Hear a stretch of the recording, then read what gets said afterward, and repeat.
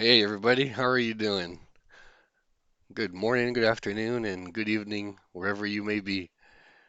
So today, guys, I want to bring a deck list that I made based on one of my friends' deck list. If you guys don't know him, his name is Cars, and he is one of the best Magic the Gathering players in Brazil. Um, he is usually among the top eight in the in Magic Online Pauper. And well, he sent a list to the group, and I kind of adapted a little bit. I changed up one or two cards of the list. If I'm not mistaken, he uses 20 lands and maybe one Abrade main deck. I put two Abrade main deck on this list in this list, and I also have one Abrade in the sideboard. Um, It is morning time here, so you'll have to excuse me if my voice sounds a little weird or if I sound a little sleepy. But what I want to do today is show you guys my list and show you guys an awesome gameplay that I had um with this deck against Affinity. So, um people are saying that Affinity isn't at its best in the field and everything, but that the meta is kind of uh, not favorable for Affinity and all of that, but I don't know, the deck is pretty good. It put a lot of pressure on me. And to be honest, I'm still learning how to use this deck and other decks, other control decks. I'm more of a burn and Rakdos player, and now I'm starting to just explore other types of decks and hopefully choose one so that next year I can also compete in the leagues with you guys and hopefully get some good results or not. I don't know. I just want to have fun, to be honest. But anyways, without further ado, let's go to the list. I am well. This is well, as you can see, I'm using 19 lands with two Ash Barrens, two Evolving Wilds, one Is It Boiler Works, one, two, three, four, five, six, seven, eight, nine, 10 snow-covered islands, two snow-covered mountains, and two terramorphic expanses. Um, for the main deck here, let me just put all the creatures aside so it'll be easier for you guys to see, I guess. Um, I got three Augur of Bolas. Okay, here we go. Then I have some removals, right? Let me separate the removals for you guys. Yeah, got some counter spells and some cantrips. So for cantrips, I'm using two brainstorms, one dispel, um, which is amazing. You will see what happened during the match with this dispel. Um, I would probably use two. I don't know, two. I don't know if two is too many, but I got ponder, preordain, three preordain and one ponder. So one, two, three, four, five, six, seven. One, two, three, four, five, six. So I'm using seven cantrips here. Um, it's not a lot, not an overdose of cantrips, but I also have Fairy Seer.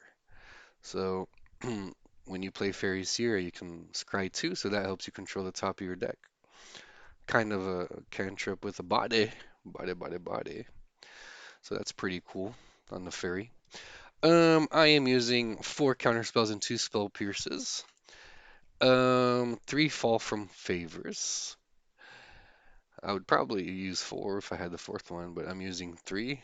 I guess minimum would be two, but three sounds fair enough. Two abrades, because abrade is just so good. I mean, you can just destroy an artifact, or you can deal three damage to a creature. You got many options. So the more options, the better. The more versatile, the better. Now we have here the card that gives the deck its name, which is Skred. One, two, three, four Skred cards. One red mana removal. You're basically going to deal damage equal to the number of lands you control. So that's pretty cool. They have to be snow covered though. Two lightning bolts. I thought this was, I don't know. Like I said, I'm not very experienced with this deck, but I thought two is very little. I'd probably use three. I don't know. Um, I'd probably use three, but I don't know. Two seemed to work out just fine since we have four Skred. And one Echoing Truth to get rid of those tokens or get a permanent back to its owner's hand. So that's pretty cool. We're using one Azure Fleet Admiral, so we can become the Monarch and keep getting it back. Four ninjas to draw some cards and deal some surprise damage. Four Fairy Seers and four Spell Stutter Sprites. So I guess we can just add four more counters and four more cantrips on the body and have about 10 or 11 of each. Sounds pretty balanced to me. Three Augur of Ballast to try to find that missing bolt, that missing Skred, that missing counter, that card that you need. And basically that's the main deck. Doesn't seem like much, but it does a lot. Believe me. Um, Now for the sideboard cards, I have one relic against graveyard decks. And then I have here three mass removal spells, one being the newest card in the format called Fury Cannonade, dealing 2 damage to each non-pirate creature. Yes, this gets rid of my creatures as well. But I guess you just gotta be really careful when to use this. And I got two swirling sandstorms for 4 mana. It's gonna deal 5 damage to each creature without flying, as long as I have 7 or more cards in my graveyard, which is not hard to do since I have a lot of cantrips in the deck and removals as well. So now we got in the shenanigans and Abrade. One Abrade in the sideboard, one shenanigans in the sideboard against artifact decks. The Abrade here is actually substituting Gorilla Shaman. I don't have the Gorilla Shaman on Magic Online, so I just put one more Abrade, and why not? I mean, it's so good. And it just gets rid of artifacts like so easily, right? Especially artifact creatures. Like the Mono Blue Delver has the Golem, and Affinity has the Mere Enforcer, and I don't know, the Tron deck has those 4/4s, so it's just really good. I got three Pyroblasts against blue. I got three Blue Blasts against red. Two Stormbound Geists against hard control decks, and one Curfew to, well, bounce stuff. You know, if I bounce my Spell Starter Sprite, well, that's one more counter I'm going to have in my hand against my opponent. And um, if I get to bounce a Gurmag Angler or something, that gets stuck in the opponent's hand for a while. So I can kind of work with the tempo that the deck has with Curfew and try to get ahead somehow by bouncing his creatures. All right, guys, so that is the deck list. I want to go ahead and show you guys the match that I had yesterday. So this match was really cool. I learned a lot from this match, and I decided to share this match with you guys because I thought I was very lucky in this match. I really don't know what happened. I want you guys to tell me in the comments below if I was um, lucky or if I just, played correctly. I really don't know what happened. I guess cantrips and things like that help you control what you draw, I guess, but I just, I had all the answers and um in game one there were a few misplays which I hope you guys can learn from like I did. But during game two and game three, I ended up not making the same misplays, which led to a better gameplay, an awesome gameplay actually. So I want you guys to take a look. All right, let me go ahead and go to the replay and play this video for you guys. So we got three games here. The first game is gonna happen right now.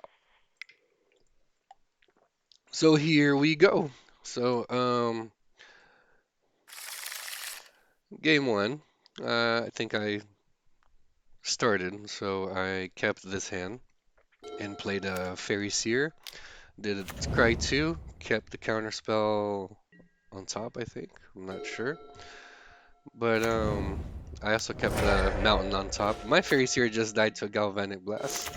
I kept the mountain on top because I had a Skred in hand, and without a red mana source, I would not have been able to cast Skred. So anyways, our opponent plays Prophetic Chrism, draws a card, and passes the turn. Oh yeah, I draw the counter spell. So I left those two cards on top. I left the mountain first and then the counter spell right after that so I can draw into it and keep 2 mana up while passing the turn to my opponent. So I got three counter spells basically in hand with the spell starter sprites. He plays a prism and I let all of that happen since none of that affects my game at the moment. So I go ahead and just keep drawing cards, play another Fairy Seer, Scry 2. Keep the Echoing Truth up there in case I need to bounce something. He plays an Enforcer and a Core. Here is probably the first misplay that I had on game one because I could have just countered the Core, which would which would have, just put him really behind, I guess, and um, put my game ahead. I would have just had two power on the battlefield, which would have been really nice. But I didn't do that. That was a misplay. And I just, in this game, I just started wasting my spell starters. You will see what happens. But it ends rather quickly, like now. Oh, no, okay. Yeah, I thought I could just, scred that and then Echoing Truth, the Enforcer, but I could have just kept my Scred, I could have just kept it. I don't think I made the right decision. Let me know in the comments what you guys think. But anyways, I attack in the air for one and pass the turn. Our opponent attacks for four with the mirror, and I don't bounce it.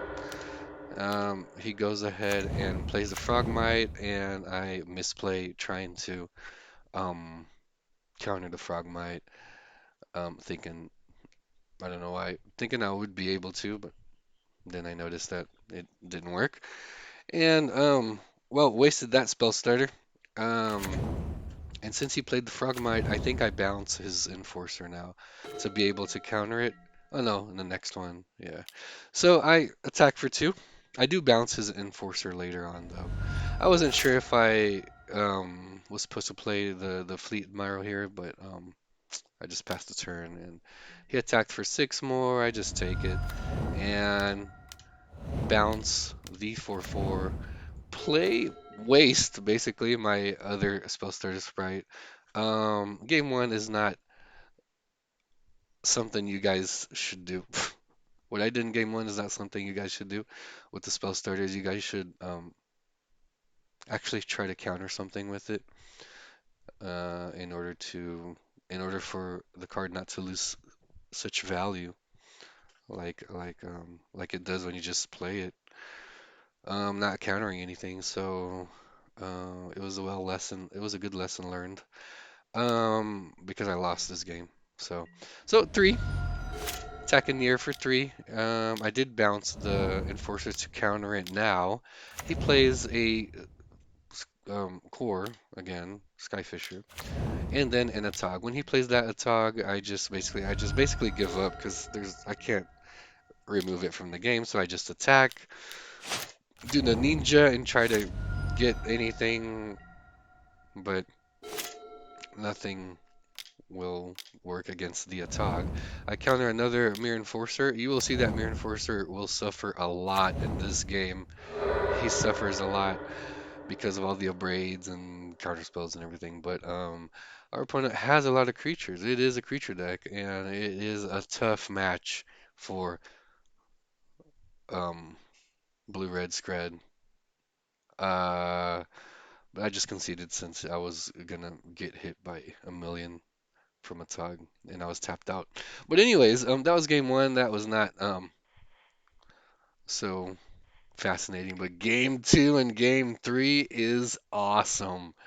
I'm gonna show you guys what happens here. I try to play a little bit more carefully in game two, so we end up having better gameplays. So here I kept the one mana hand, um, and the only reason I did that is because I had to preordain. Okay, guys, so keep you don't want to keep the one mana hands without preordains. I go ahead and find out is it Boiler Works. He plays Chromatic Scar. I play a Seer and keep the Dispel on top. Play the Bounce Land, get my Snow-Covered Land back. My Seer does not die to a Galvanic this turn because he plays a Prophetic Prism. I go ahead and attack for 1 in the air, and I Ninja him, drawing another card. I drew a land, he plays another prism, draws a card, he passes the turn, I attack with the ninja again. I keep drawing a bunch of cards, and I scry 2 again. Don't really remember what I did there. He plays another artifact and a creature that makes another artifact, which is Thrabin Inspector. He passes the turn. I have a whole bunch of cards in hand, and I just attack for 3.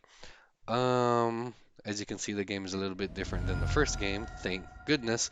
Oh, and for sideboarding, I put in the other Abrade, and 3 blue elemental blasts against red.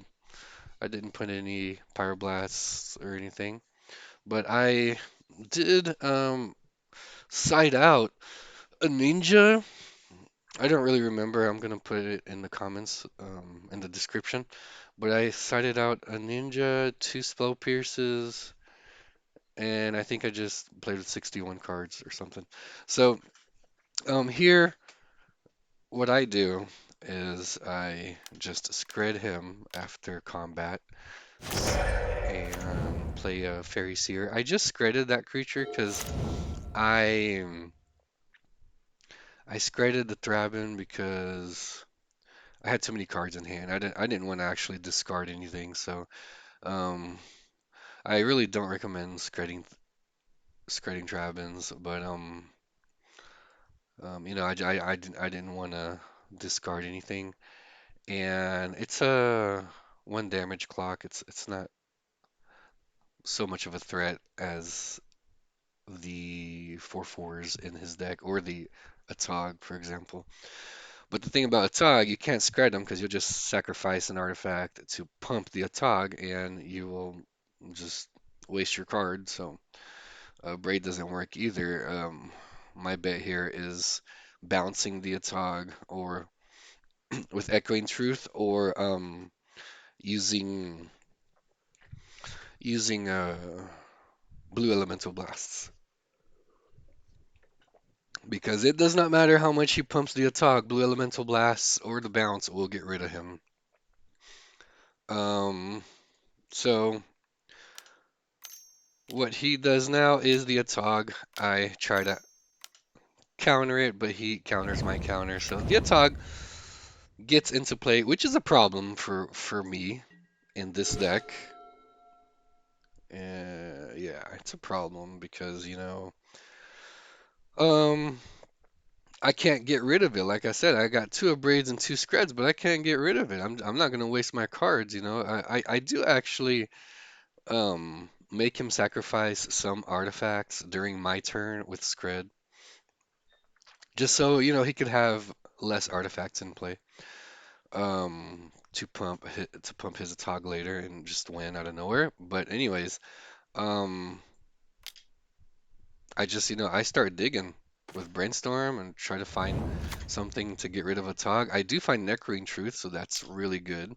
So with Echoing Truth in hand, I'm safe to just, you know, attack, I guess, and not have any defenses up to block. But he gets rid of my ninja. I play another ninja and draw another card. During that combat phase, I did use a Skred on the Atog. I really think I shouldn't have, but I just wanted him to sacrifice one more artifact, you know, and later on in the game, you guys will see and you will notice that making Affinity sacrifices artifacts, forcing him to do that, it can actually um, be be good for us.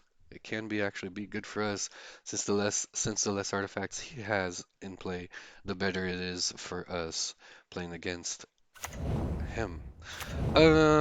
He gets a Mere Enforcer into play, attacks with a Tog, and here at this moment, I was actually hoping that he would, I was hoping that he would sacrifice everything to the Atog so that I could just bounce it, but he didn't. He just pumped it up to 5. So he pumped it up to 5, got 5 damage in. I try to bounce the Atog at the end of turn, just, you know, so I can get a couple of draws in and just, you know, try to put him behind a little bit, but he goes ahead and responds with Fury Cannonade, which is probably a really good card in that deck since the core Skyfisher has toughness 3, and so do the enforcers toughness 4, and everything just has above 2 toughness, and except the Trabins, I guess. So well, yeah, it was, I mean, it's a pretty good card in that deck. It seems to work out in Jeskai Affinity, and he did use that to get rid of 2 of my guys and none of his.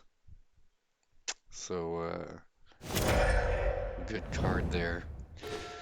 He keeps an Enforcer. I keep the Abrades and Skreds up, and Counter Spike. Just keep everything up. I get rid of his Enforcer with Abrade. Yeah, and I counter his Atog. So that's, I mean, the Echoing Truth. That's what Echoing Truth is for. You bounce and counter, bounce and counter, bounce and counter. You can also get rid of the bird tokens or any types of tokens that your opponent makes. He gets another Atog in play, and that is just crazy because I have nothing against this Atog, and I try to dig for something, and I find nothing. I don't find anything. I try to not get rid of it, but I try to make him just sacrifice a whole bunch of artifacts here. I think I use both Skreds.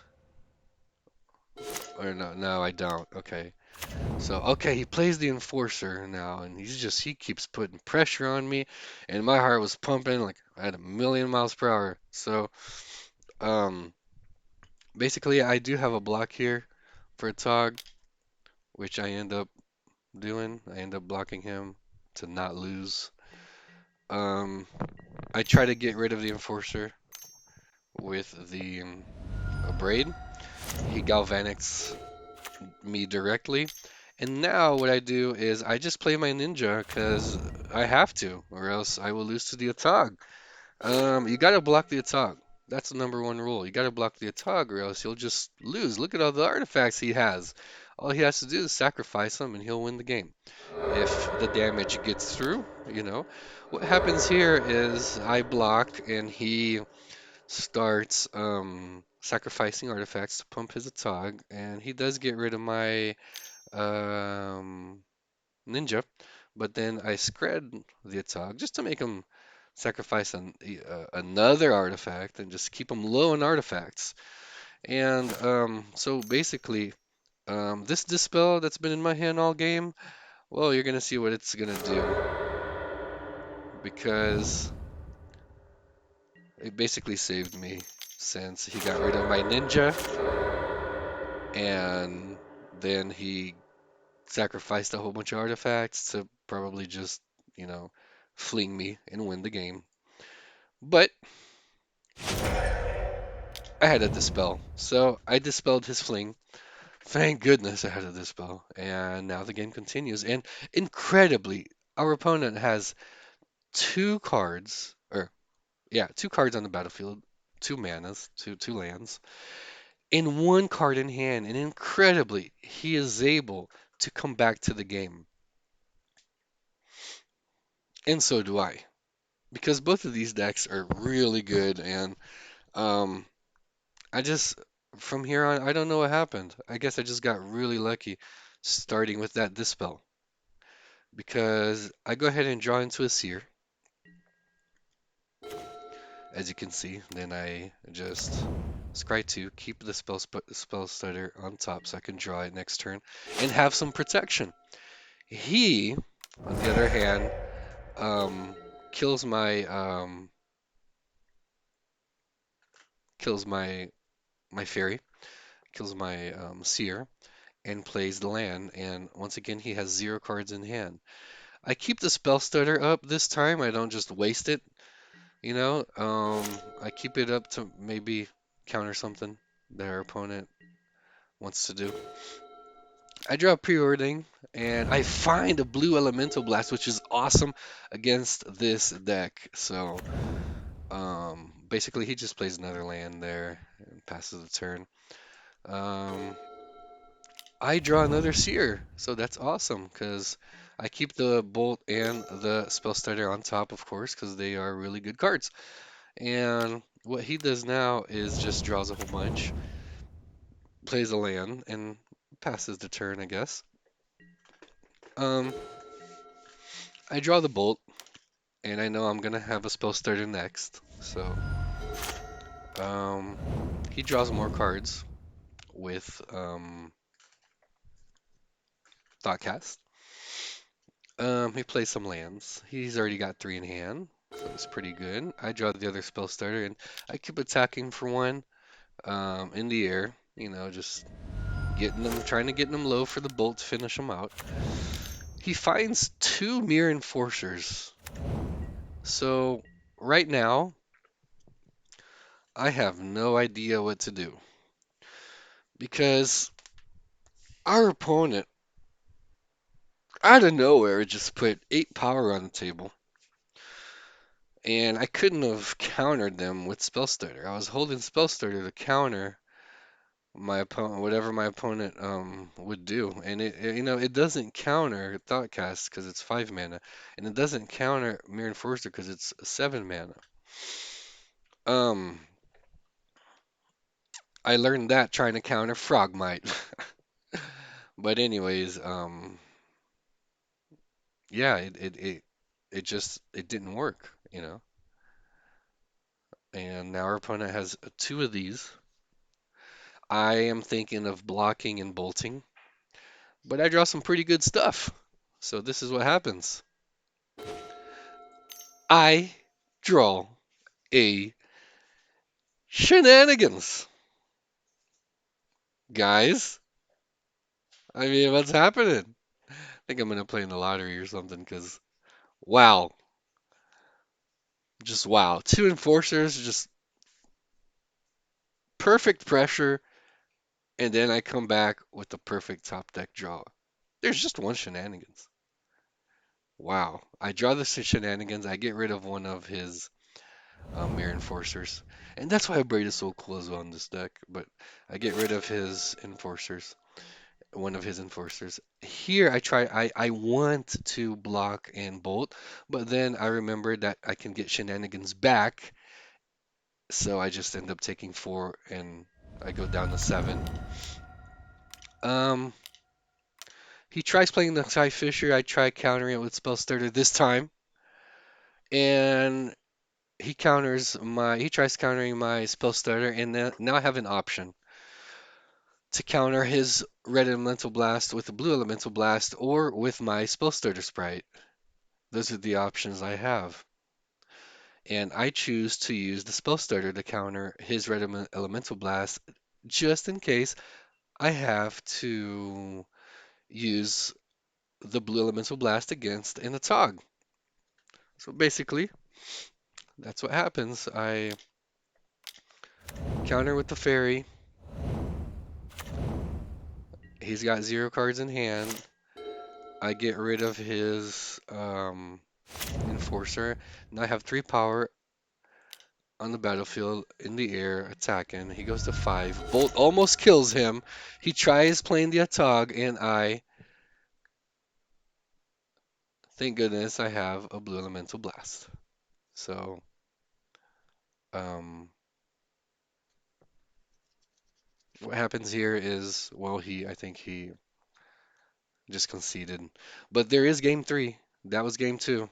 That was pretty cool, but it's not over yet.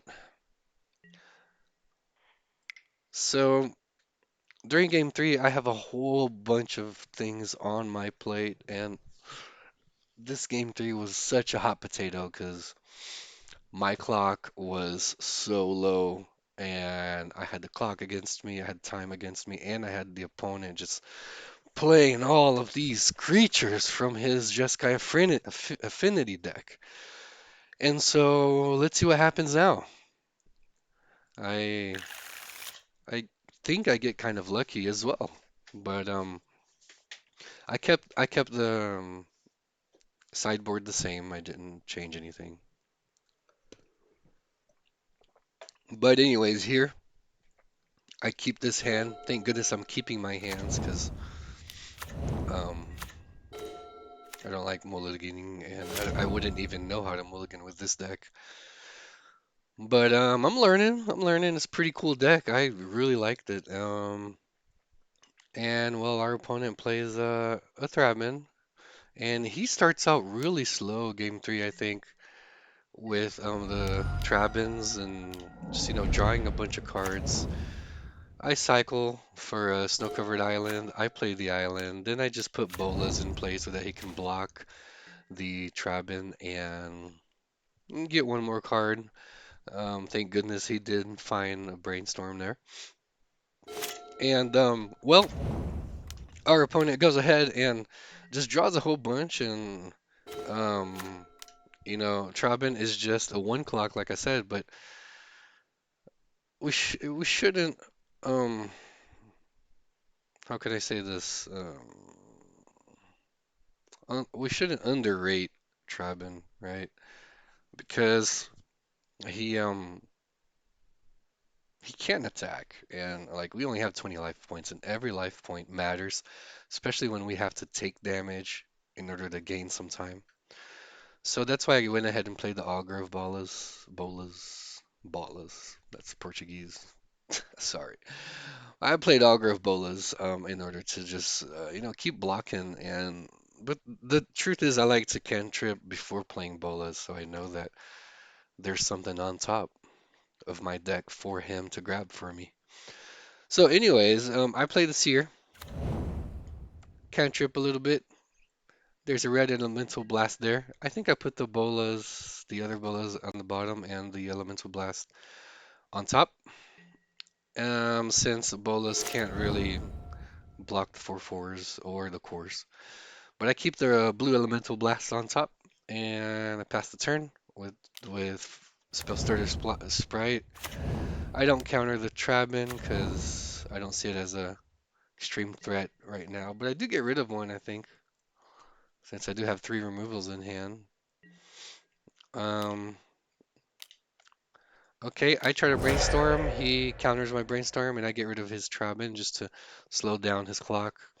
Because two Trabin, that's two power on the battlefield, so that can affect my game. Play the Evolving Wilds in case I need to shuffle or anything. And I keep attacking for one in the air. I don't put out as much damage as I'd like to, but I don't know, I guess I get pretty lucky in this game too, since um he ends up really slow. I mean, he's supposed to have a whole bunch of 4/4s by now, but he's got like all of these things that draw him cards and just prisms and clues and trabins and lands. He kind of flooded a little bit, one, two, three, four, five lands already. So, um, I guess I was kind of lucky there. But I'm gonna go ahead and just, yeah, I draw, I get an island, and then I draw a blue elemental blast, or and I draw a fall from favor. And this is very interesting what happens now because I try to enchant his Trabin with FFF, and he tries to kill his own Trabin with his own Inspector with a Galvanic so that I don't become the Monarch. Because if I become the Monarch, I will draw a lot of cards, and that is game changing. Card advantage in Magic is game changing. So that's why this card is so strong. I mean, you're making your opponent use his own resource to get rid of something else that's his because of one card. Pretty strong, in my opinion. What would you guys do? Would you guys let that happen and just keep the blue elemental blast up for a Tog or something? Or would you try to counter this Galvanic and become the Monarch? Well, let's see what happens. I do try to counter it so that I can become the Monarch, and he unfortunately has a red elemental blast in hand. So, okay, he is gonna get rid of his own creature. But the good thing about this play is that he's got one card in hand, and he got rid of a lot of his resources by not letting me become the Monarch. He got rid of a lot of his resources. So basically, I keep attacking for two here. He plays the Enforcer and a Recruit, and this Recruit, man, he just takes me out. He keeps attacking for three, and I like to, use my resources at the last possible minute. So I end up taking a lot of damage from the Recruit, but I do get rid of the Enforcer because fortunately I have an Abrade in hand. And also a Skred. I don't know. I really don't remember which card I use to get rid of the Enforcer. Let's see. But I draw Nash Barons. I attack for one in the air since he can't block that.